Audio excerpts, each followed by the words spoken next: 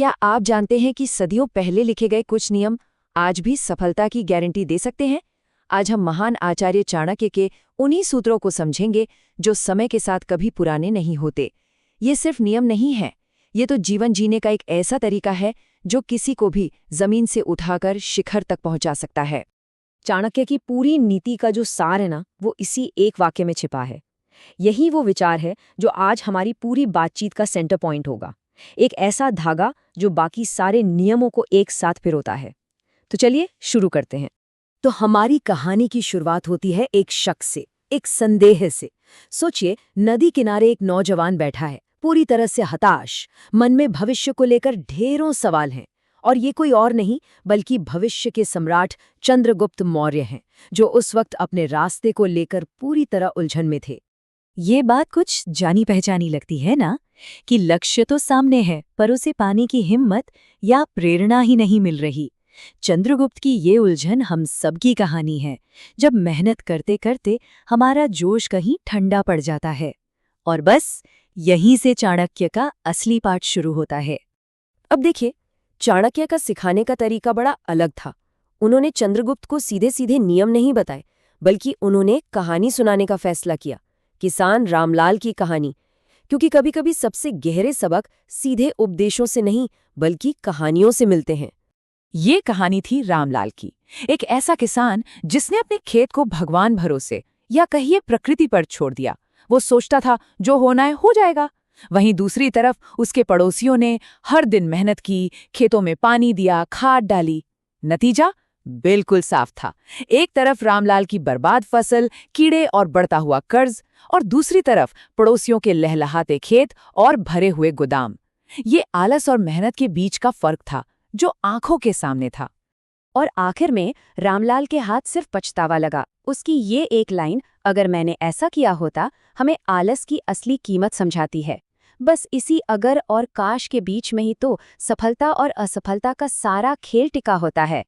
रामलाल की कहानी सुनाकर चाणक्य ने चंद्रगुप्त को ये दिखा दिया था कि कुछ ना करने का अंजाम कितना बुरा हो सकता है।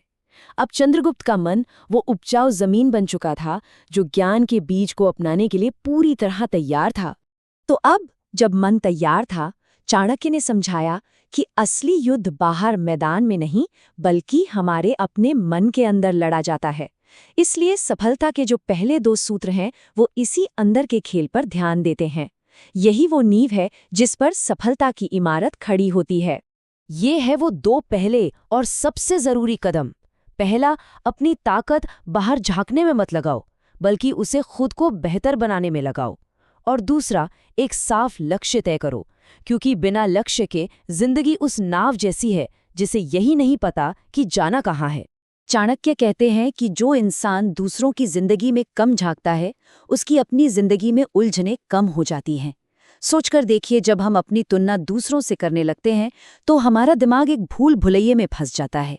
लेकिन जैसे ही एक साफ लक्ष्य सामने होता है, हमें उस भूल भुलैया से बाहर निकलने का सीधा रास्ता मिल जाता है। तो एक बार जब अंदर का खेल जीत लिया, मन को साध लिया, तो फिर बारी आती है मैदान में उतरने की। अगले 3 सूत्र बाहरी कर्म के बारे में हैं। ये वो आदतें हैं जो हमारे सपनों को हकीकत का रूप देती हैं। ये 3 सूत्र हमारे एक्शन का आधार है। खुद पर विश्वास, हमेशा कुछ नया सीखते रहने की चाहत और अनुशासन। इन तीनों के बिना कोई भी बड़ा सपना पूरा नहीं किया जा सकता।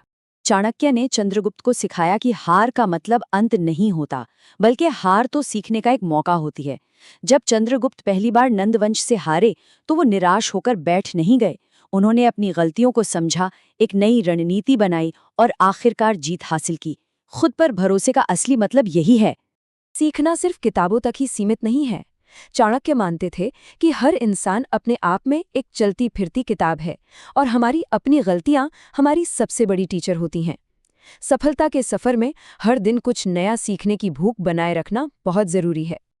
और देखिए, अनुशासन का मतलब कोई बहुत मुश्किल काम नहीं है। इसकी शुरुआत बस इन छोटी छोटी रोज की आदतों से होती है। चाणक्य का संदेश एकदम साफ था, सफलता का कोई शॉर्टकट नहीं होता। मेहनत करनी पड़ेगी, पसीना बहाना ही पड़ेगा।